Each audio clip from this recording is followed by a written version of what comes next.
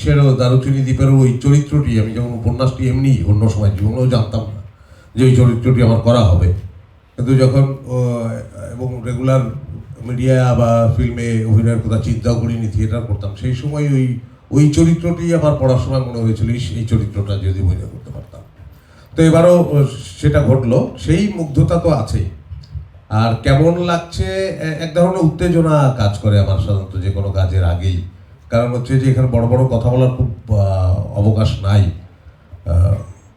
যে পর্যন্ত অভিনয়টা না করি, যে পর্যন্ত শটটা ওকে হয়, 5 4 3 2 1 0 অ্যাকশন, তারপরে যদি জ্বলে না উঠতে পারি খামাকা, এখানে অবশ্য চমৎকার কথা বলছি আমি, তাতে কিচ্ছু যায় আসে না যদি ওখানে আমি চলে উঠতে না পারি আর কি।